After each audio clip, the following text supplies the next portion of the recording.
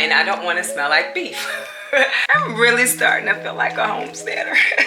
I kept hearing a chirp, chirp, chirp, chirp, chirp, chirp. And then I said to myself, what was your plan? So I put my bread in this. I got questions about this tallow. Oh, I look official, don't I? It's just so cool to me. We're not gonna worry about it. It's fine.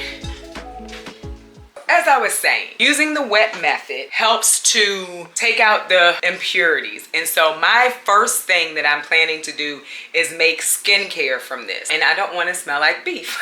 The other thing is you can cook with it. I might also cook with it. It's kind of like saving bacon grease if you save bacon grease, but you're rendering down to the oil, and that's why it is, you know, having to stay in the crock pot this long. So if I did it on the stove or if I did it in the oven, as I understand it, it would happen quicker. But for me, because it's my first time and I don't want to waste it, I just went ahead and did it in the crock pot.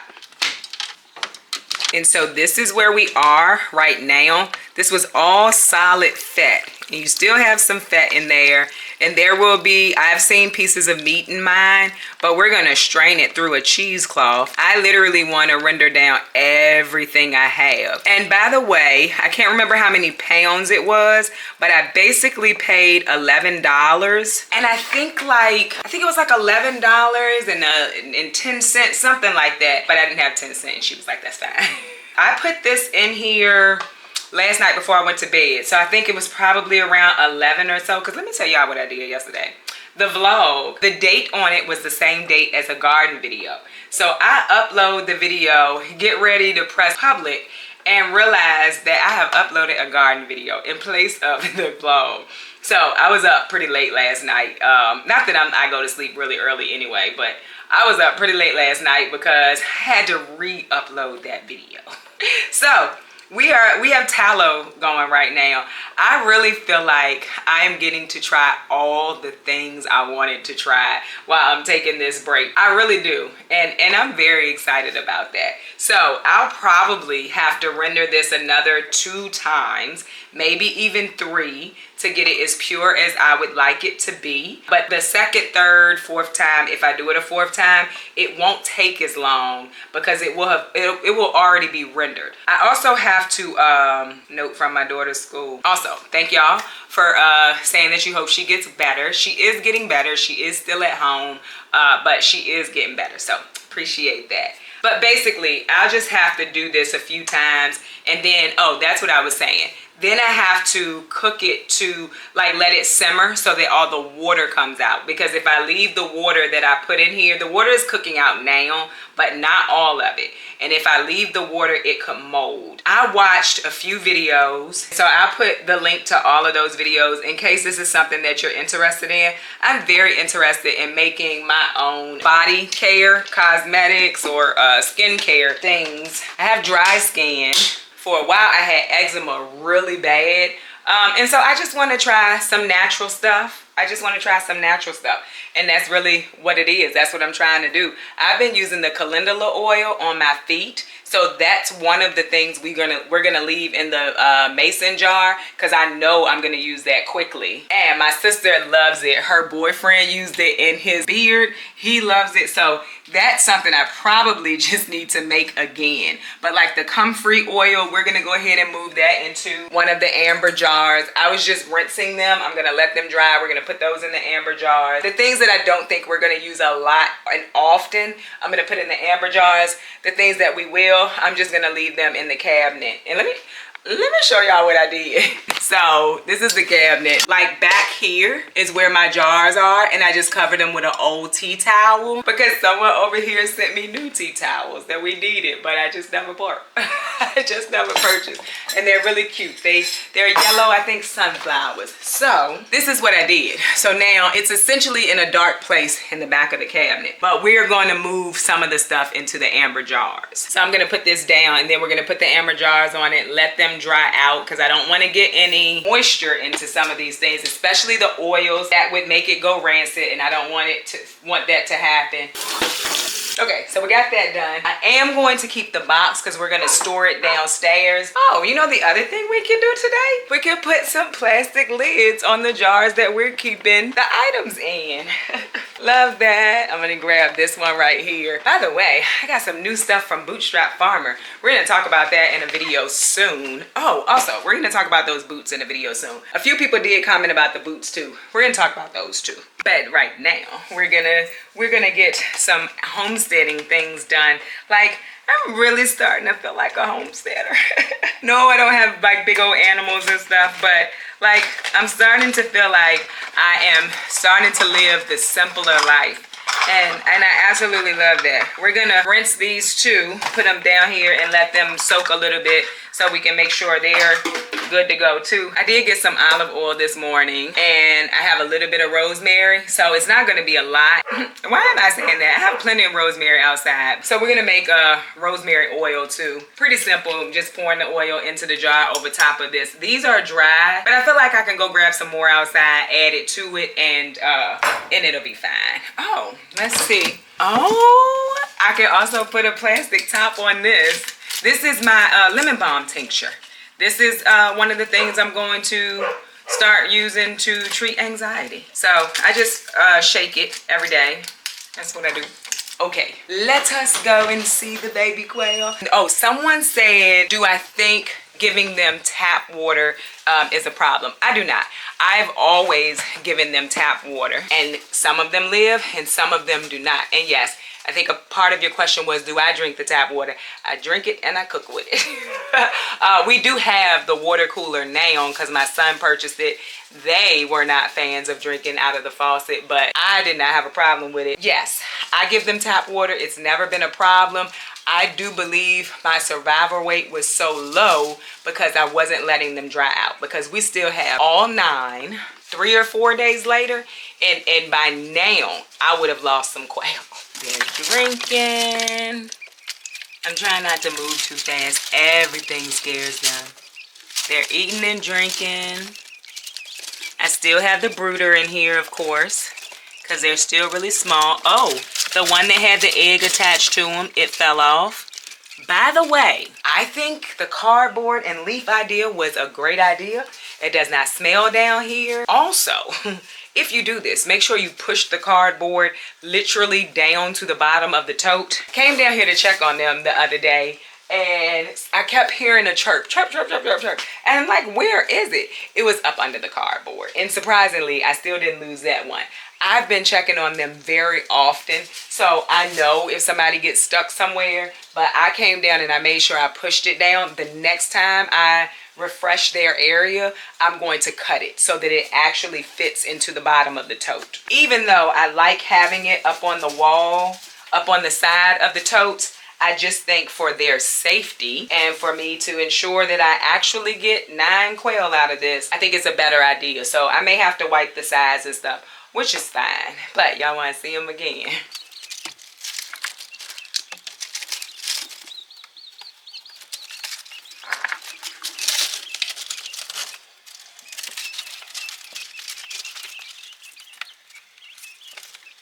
So yeah, I still need to clean that. Never got around to cleaning it yet, but I'm very, very excited that they're all still alive. The next thing I'm planning to attempt to figure out is a hatch rate, because I'm always truthful over here.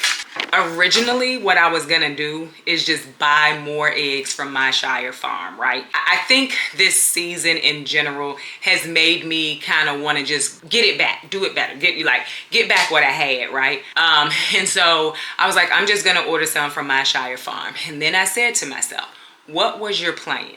Your plan was to hatch out quails one time from my Shire farm, and then you were gonna keep this going on your own in your backyard.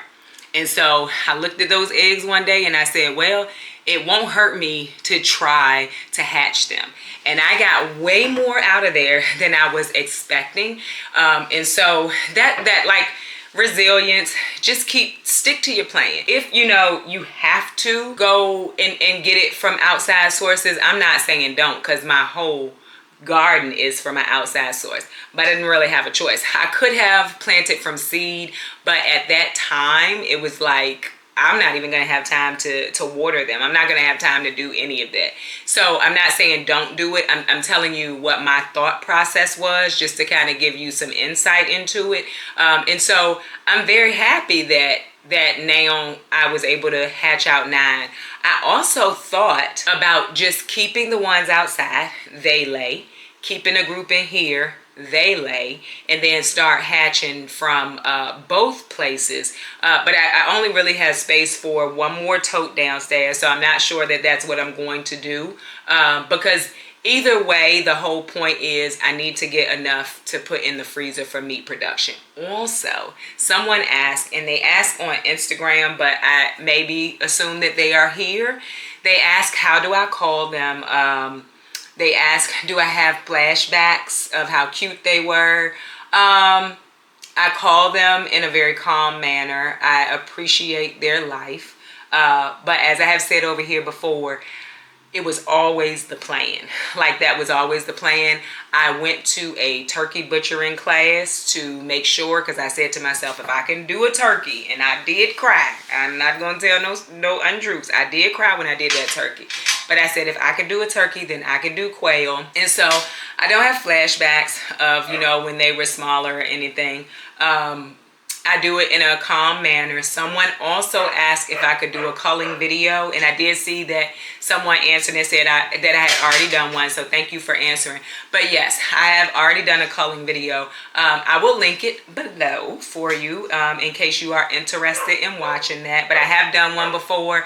I'm not going to do too many of those. I have to get myself together and calm to do them, and so recording it, I'm not going to do too many of those. If I probably won't ever do another one unless I find out something new, if I'm honest, because I already did it, and I'll just link to it if someone asks. Yeah, I'm probably not going to do too many of those. All right, where are we doing next? I need to put these eggs up.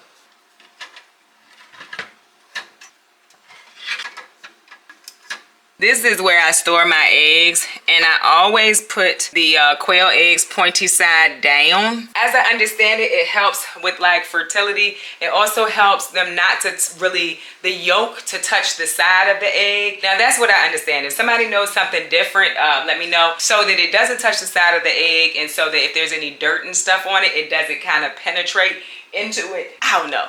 That's what I read, so that's what I do. And I want to get a different egg holder for the chicken eggs, because I can't put those pointy side down in the way that I'm doing it now. It was cute, but I want to be safe as possible. Good morning, y'all. It is the next day. It is the next day, and we still have everything out. But we are going to strain the tallow today. But right now, I'm making my daughter a sandwich out of my bread. Someone asked me, how do I keep it from getting hard, and how do I keep it from molding? Okay, so what I'm doing, let me grab the container. It's 9:35 in the morning, and my daughter still is not feeling well. She's getting better, but she's still not feeling well, but she wanted a sandwich. She said, I make sandwiches better. I said, no, you just don't want to get up. Anyway, so I have this, it's like a pop lock. What is it called? Lock and lock container. My aunt gave me a bunch of these a while ago. I love these containers. So I put my bread in this. So for the first like 2 days, I will leave it on the counter. When I first started doing it, I was just trying to leave it on the counter, and it was molding really fast. But like the first 2 or 3 days, I'll leave it on the counter in this. If it's not all gone by then, I'll put it in the refrigerator, which helps it stay good, no mold, for probably about 5 more days, right? But it does get hard. So what I'm gonna do is, like right now you can see it's pretty hard. I take some butter and then I put it into the oven, which softens it up. It depends on how long you leave it before it will actually toast. So I put a little bit of butter on it, and then that'll soften it up so that I can make her a sandwich. And it's still really good. It actually tastes fresh again. So that is my answer to how I keep it from molding, and also how I keep it from going bad, or it does get hard in the refrigerator, but you can soften it back up by putting it in the oven. That's what I do. If anybody has any other tips on what you do with your fresh bread to keep it from molding, from getting hard, please leave it in the comments. I am interested. This is what has worked for me, but I'm sure there are other options, right? So please share those options. So I'm gonna make her a sandwich, and then we're gonna strain the tallow, which I got questions about this tallow, and if somebody got answers, please, I'm gonna ask you to put them in the comments once we strain this tallow.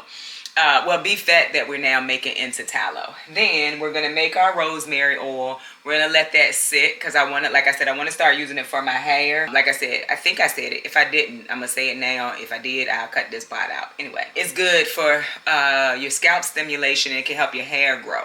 Then we're going to transfer some tinctures. So what I'm deciding is I'm going to put the comfrey oil into the amber jars. Got some settling.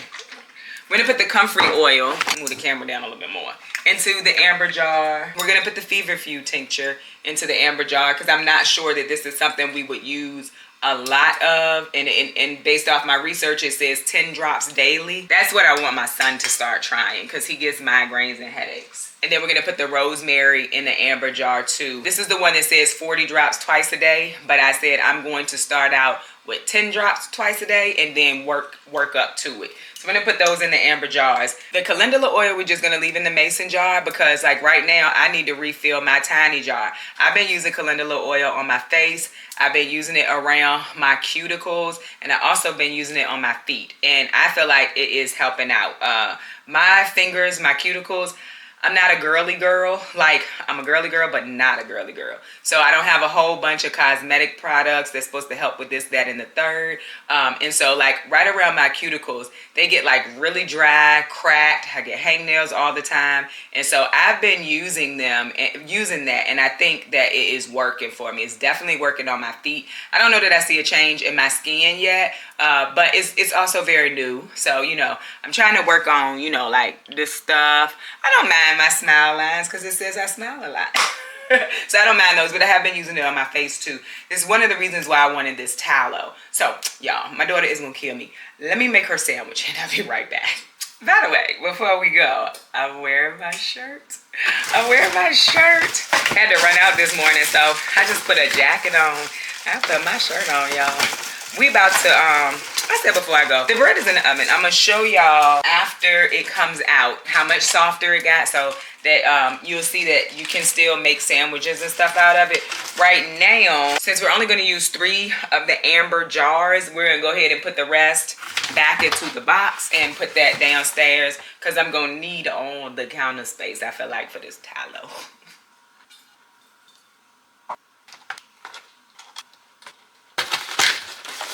I'm gonna go ahead and transfer these over into these jars now. Now, I'm gonna take a break real quick because I don't think these are going to peel off the labels, but I need, oh, yes they will. Not, well, at least off of this one.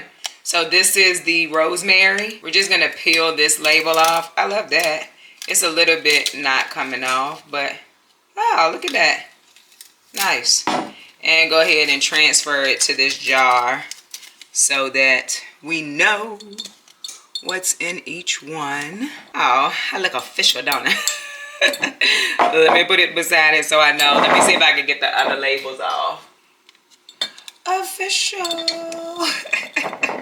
It's really easy to transfer the labels. Love it. I don't know if it's the label or the bottles, but let me check her bread because you don't have to leave it in here long. You really don't. It's just for a few minutes. Yeah. All right. So let me show you. Look at that. We're back to a soft piece of bread. Y'all see that? So that's what I do. Melt some butter in the microwave. That will soften it back up, and then you can make a sandwich. Love it. Let me show you from this angle too so you can see. See? We're back to a soft piece of bread. The edges are crunchy, but it's a soft piece of bread now. Let me stop playing with her bread and give her her sandwich. Please, please, please, don't fool them right. All right, we're back. I needed to go find a strainer. So, oh, we did lose a quail last night. Only one so far. Only one so far. I think I told y'all yesterday, I did not move them upstairs. They seem to be fine downstairs, but we did lose one. Actually, we must have lost one this morning, like early this morning, because when I checked before I went to bed, we still had all 9. But we did lose one. All right, this is the rosemary tincture. And the reason why I wanted to, oh Lord. All right, hold on, gotta figure this out. Because that's not gonna work. I know what I can do. Damn. We're gonna use this, we're gonna use a measuring cup. And then we'll pour it in that way. Nice. Now I'm gonna lift this up some. I found that if you lift it up, it lets it just run through instead of pooling. Sure, that's got something to do with gravity, but I'm not a science person.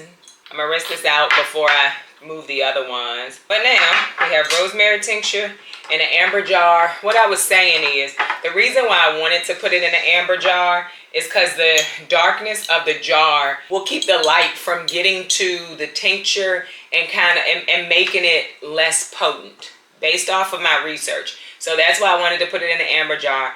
Additionally, I would like to leave these downstairs instead of in the cabinet up here. I don't have a lot of cabinet space, so if I can put this downstairs where I want to store stuff anyway, that would be great.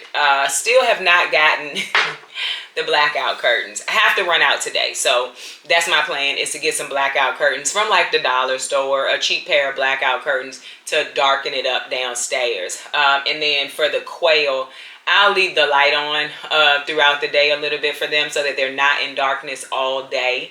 But give and take, living in a small space, using areas that's not meant for food storage or animal raising, I have to do it a little bit different.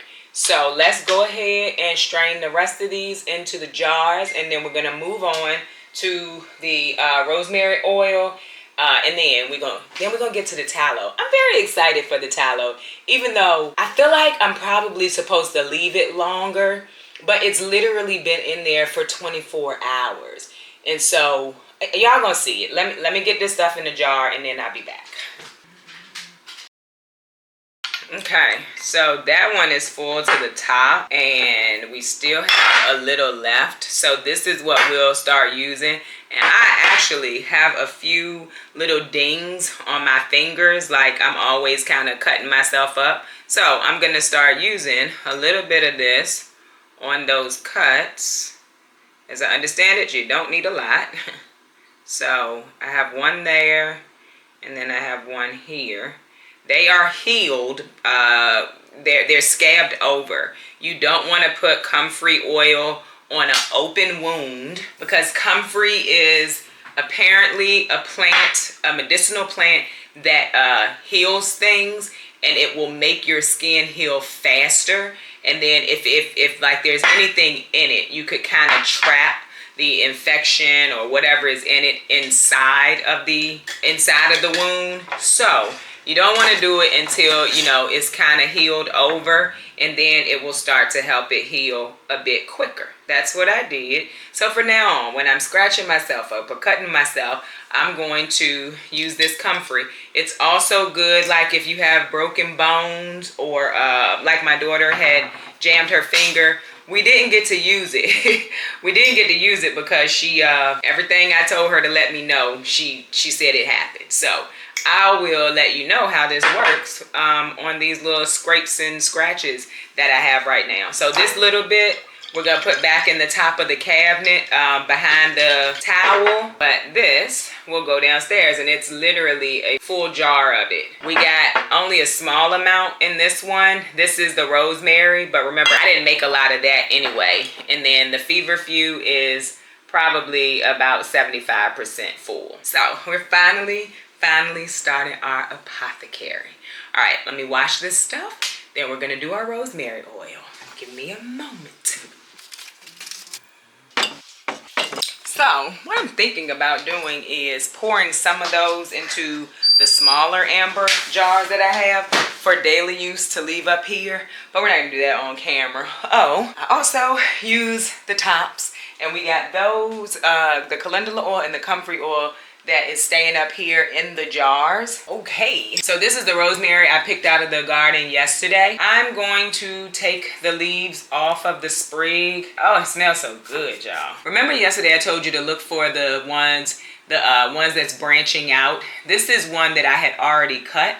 And then right there, you can see that's where a new one was growing.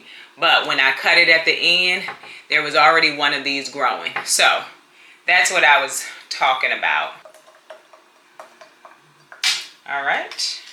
So now we have rosemary oil started. And I'm just going to write 6 weeks on it so that I know how long I would like it to stay. And then this will go into the back of a dark cabinet and we wait. I think it's just so cool. It's just so cool to me. Alright, so now we have the beef fat that I've rendered down. We have a cheesecloth that we're gonna put it through a fine mesh strainer. We're gonna put it through and into a glass bowl. So here's the thing. This is not gonna be done today because I have to render this again.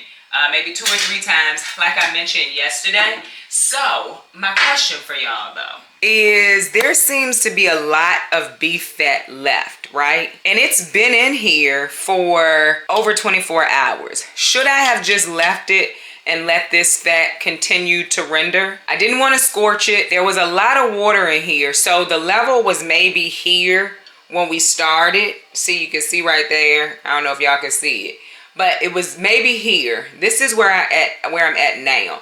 So I'm thinking that the level is dropping because the water is steaming off.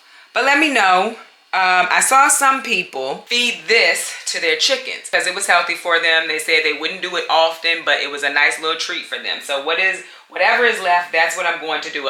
Quite a few people did that, so I feel safe with that. But then I saw people who cooked it to a level where whatever was left was like crisp, and they said they were crackling. Is it because I did it in the crock pot, so the temperature is not very high? I don't know. Let me know, because I do plan to get more beef fat when I go to the farmer's market this week. If you have any comments, if you have any suggestions, any tips on tallow, please feel free to let me know. I'm very interested. This is a new venture for me, and so with that being said, I definitely need help. I watched a lot of videos. Like I said, I'm going to put a link to any video that I watch concerning this in case this is something that you're interested in. I'm using it for beauty products, but you can absolutely use it for cooking as well. So let's get to straining. I am going to use a ladle to strain it out. I don't think that I'm going to have a steady enough hand just to pour this stuff in here. So we're not even going to do that. Well, let's see if I got a steady enough hand. If we start losing stuff, we'll stop. Oh, I think I got a steady enough hand.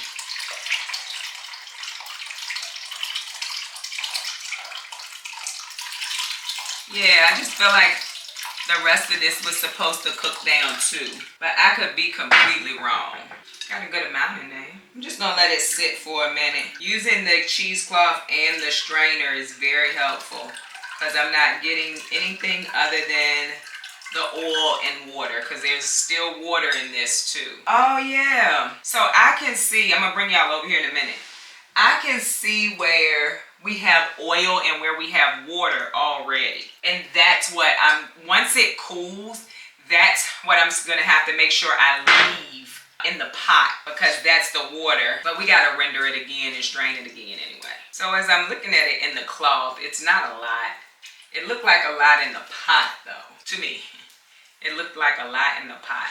And it's nice and yellow. It's gonna turn white once it solidifies, but I believe we got all we were gonna get. Yeah, so if you look at it in this, that doesn't look like a lot. I feel fine with it now. At first I was a little worried. All right, so now I gotta wash my hands. So I'm gonna bring the bowl over to you so you can see what I'm saying when I say I can still see the water and the impurities at the bottom. You see that brown stuff? That's gonna turn into gel. Everything at that top layer, that's gonna be my tallow. But now, before I can get the brown off, this has to go in the refrigerator and it has to sit and solidify so that I can do that. So I'm going to use this pot they did say try to use something that you can like move when you are trying. One person said that when you're trying to get it out, but I'm gonna have to use something like a knife or something to go around it because I don't have a bowl big enough that's movable. I guess I could have got some kind of plastic bowl, but we're not gonna worry about it.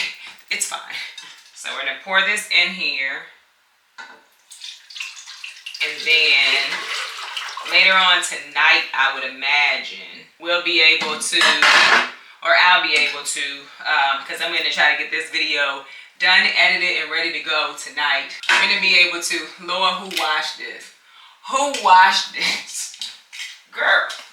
All right, now we got a clean lid. I'm gonna try to get this up and ready to be posted Friday morning because I have a few things to do Friday. But I'll absolutely come back and show y'all, and maybe I'll like just record each step of it and you kind of throw it into each video for a few days. Now we wait, essentially, we wait.